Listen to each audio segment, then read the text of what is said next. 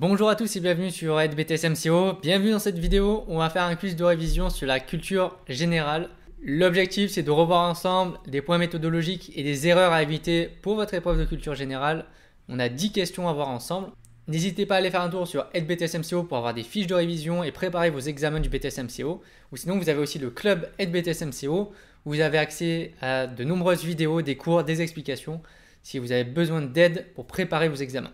C'est parti, on commence tout de suite par la première question. Première question, le premier document du corpus est-il forcément le document principal?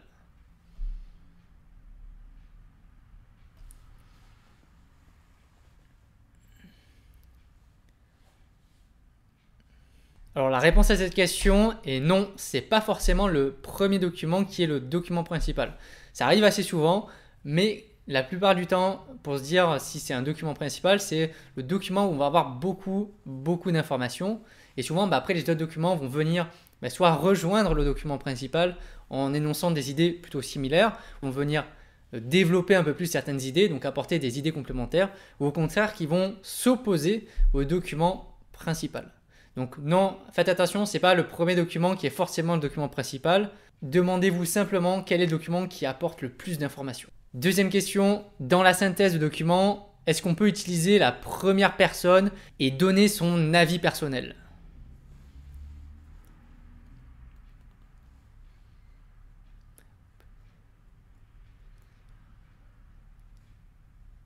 Alors la réponse est très simple, elle est non. Surtout pas, c'est une grave erreur. Il ne faut surtout pas dans la synthèse de document parler à la première personne donc, parce que vous n'avez pas à exprimer votre avis personnel. La synthèse vise justement à synthétiser les informations et les idées qui sont présentes dans le corpus de document. Donc vous n'avez pas, vous, à apporter votre vécu ou votre expérience personnelle à l'intérieur. Ça, vous le gardez pour l'expression personnelle qui est le deuxième exercice. Mais faites très attention, si vous parlez à la première personne, j'ai pas envie de dire que c'est une faute éliminatoire, mais presque, parce que vous allez perdre beaucoup de points. Donc la plupart du temps, on utilise la troisième personne pour présenter les idées des différents auteurs de notre corpus de documents.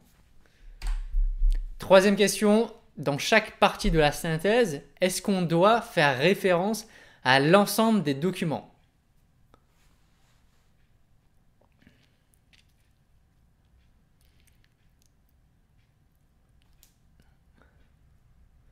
Alors la réponse est très simple, c'est oui. On doit, dans chaque grande partie, donc vous allez faire un grand 1, un grand 2 et peut-être un grand 3 en fonction du type de plan que vous allez choisir. Mais oui, à chaque fois que vous allez faire une très grande partie, il faut veiller à ce que vous ayez confronté l'ensemble des documents du corpus. C'est vraiment le but de cet exercice, c'est de synthétiser évidemment les idées, donc de les organiser et de les présenter avec un plan que vous aurez choisi. Alors ça dépend du type de plan, des fois c'est thèse, antithèse ou un constat, une analyse des causes et ensuite des conséquences, ça dépend du plan que vous allez choisir. L'objectif principal du corpus, c'est après de pouvoir confronter des documents.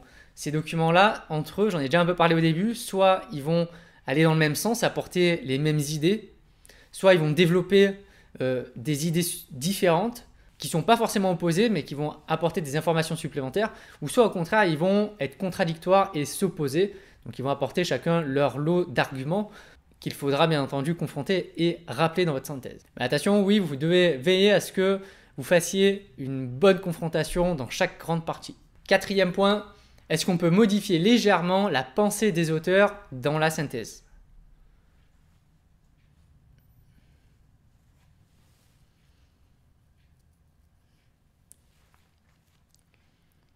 Alors, attention, non, on ne peut pas modifier la pensée des auteurs. Ça va un peu avec l'avis personnel qu'on a parlé tout à l'heure avec le pronom je pense que.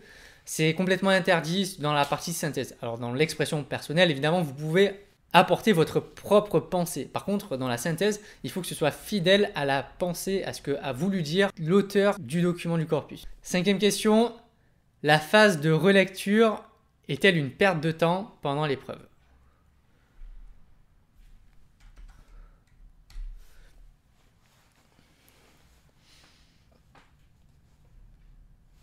Alors, non, absolument pas, c'est pas une perte de temps, c'est justement très conseillé. Il faut utiliser un peu de temps quand même à chaque fois, au minimum un bon quart d'heure. de relecture sur l'ensemble de la copie pour vérifier qu'on a bien réalisé nos accords, qu'on a bien mis des majuscules, des points, enfin en tout cas qu'on a fait la ponctuation, qu'on n'a pas fait de faute d'orthographe ou de grammaire, qu'on a eu une écriture suffisamment lisible, qu'on a respecté aussi la mise en forme de la synthèse de document ou de l'écriture personnelle, donc avec des alinéas, des ceux de ligne, là où il en faut. Donc tout ça, on va faire une bonne relecture. Alors moi, je vous conseille de le faire tout à la fin, c'est-à-dire une fois que vous avez rédigé votre synthèse, une fois que vous avez rédigé votre écriture personnelle, vous commencez votre relecture avec le temps qui vous reste, si possible au minimum un quart d'heure, voire un peu plus, pour utiliser vraiment toutes les minutes que vous avez à votre disposition à votre épreuve. Vous avez 4 heures d'épreuve, ça ne sert à rien de partir au bout de 3 heures, selon moi. Partez vraiment au bout du temps pour mettre toutes vos chances de votre côté, retravailler peut-être certaines phrases, vérifier qu'il n'y ait pas de fautes, c'est essentiel. En tout cas, ça va vous faire perdre des points s'il y a trop de fautes. Question numéro 6, peut-on faire une ouverture lors de la conclusion ?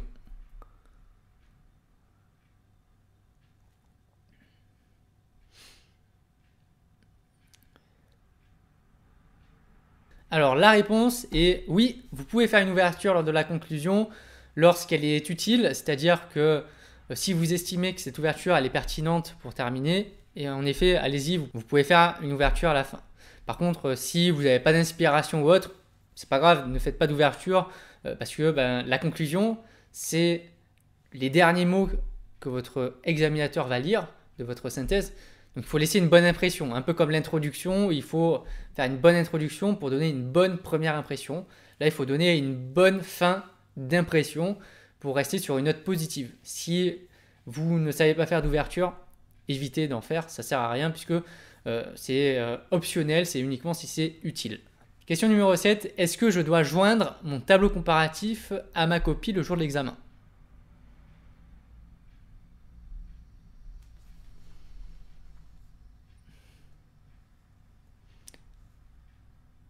Alors la réponse est très évidente, évidemment que non, vous n'avez pas à joindre votre brouillon puisque le tableau comparatif est un outil que vous allez devoir faire le jour de l'examen pour vous aider dans la construction de votre plan pour votre synthèse.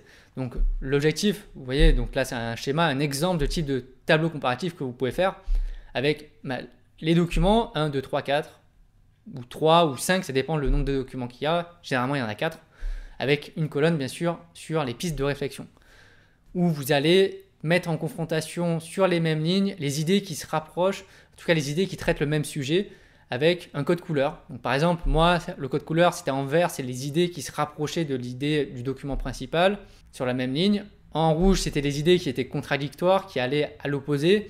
Et en bleu, c'était les idées qui étaient complémentaires. Et grâce à ce tableau comparatif, vous allez pouvoir créer ensuite votre plan avec les différentes idées que vous allez développer. C'est ce qui correspond à vos pistes de réflexion. Donc ce tableau comparatif, vous allez le faire au brouillon. Évidemment que cette feuille de brouillon, vous n'allez pas la joindre à votre copie le jour de l'examen. 8e question, la méthodologie de réponse à une synthèse est totalement libre.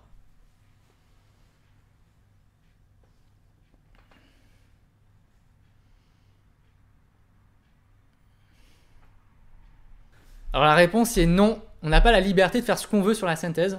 Il y a une méthodologie bien définie et bien stricte qui doit être utilisée le jour de la synthèse. Donc là, c'est un exemple d'une grande partie. Donc vous pouvez faire 2 à 3 grandes parties. Ça dépend du type de plan que vous allez utiliser. Et vous avez une certaine méthodologie. C'est-à-dire que dans la grande partie, souvent, on va faire une partie, une petite introduction, on va introduire notre grande partie. Et puis ensuite, on va faire un paragraphe pour développer chaque grande idée de notre partie. C'est ce qu'on appelle des sous-parties. Et dans chaque sous-partie, du coup, on va développer une idée avec un exemple, une confrontation issue de notre corpus de documents. Avec à l'intérieur des alinéas qui sont faits pour bien séparer les différentes sous-parties. Et puis une fois qu'on va passer de notre grande partie à une autre grande partie, on va sauter 1 ou 2 lignes pour bien montrer qu'on est passé à autre chose. Le plan dialectique consiste à faire un développement en 3 parties. Constat, cause, conséquence. Est-ce que c'est vrai ou est-ce que c'est faux ?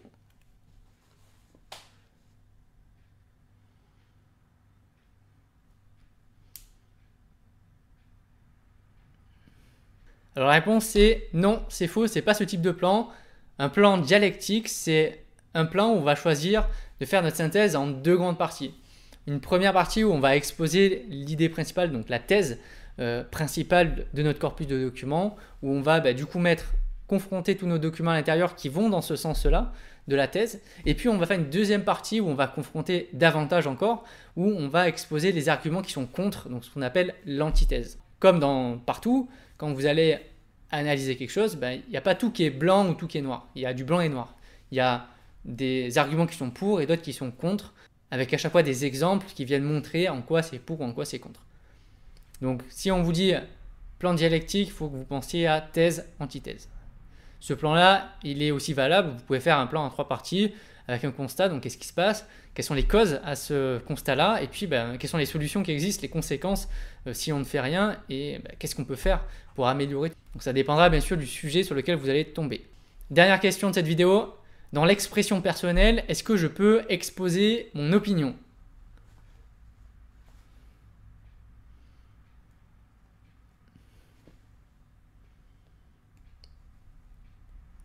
Alors la réponse, elle est évidente.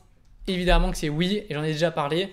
C'est le seul exercice où vous allez pouvoir exprimer votre avis personnel, exprimer vos lectures, votre expérience à l'intérieur pour parler d'une situation. Donc évidemment, l'expression personnelle est liée un peu à la synthèse, puisque la question qui vous sera posée sera en lien avec le thème que vous avez étudié dans la synthèse du document.